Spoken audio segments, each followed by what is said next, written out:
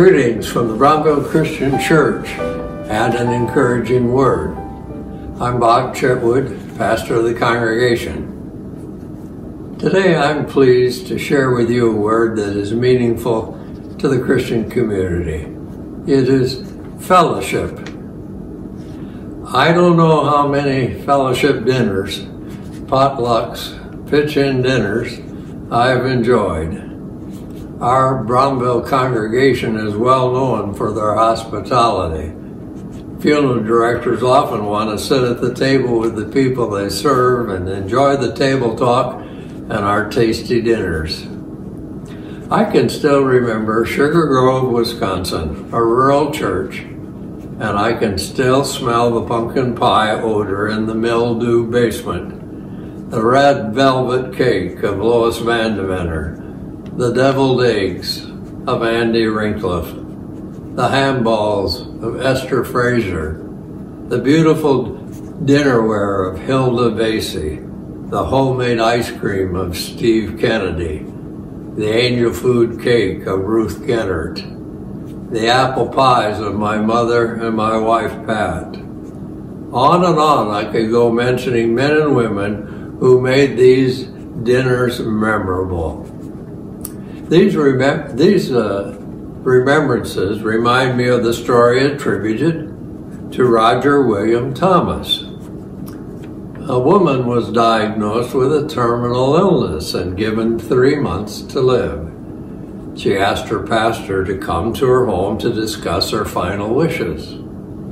She told him which songs she wanted sung at her funeral and what scriptures to read, and which outfit she wanted to be buried in. Then she said, "One more thing, I want to be buried with a fork in my hand." Well, the pastor was surprised. The woman explained, "In all my years of attending church socials and potluck dinners, I always remember that when the dishes of the main course were being cleared, someone would inevitably lean over and say, 'Keep your fork.' It was my favorite time because I knew something better was coming, like velvety chocolate cake or deep dish apple pie. Something wonderful. So I want people to see me there in that casket with a fork in my hand and wonder, well, what's with the fork? Then I want you to tell them, keep your fork, because the best is yet to come." The pastor's eyes welled up with tears of joy as he bid the woman goodbye. He realized that she had a better grasp of heaven than he did and knew something better was coming.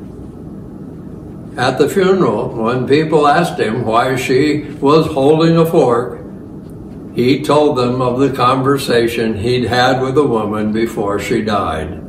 He said he could not stop thinking about the fork and knew they probably would not be able to stop thinking about it either.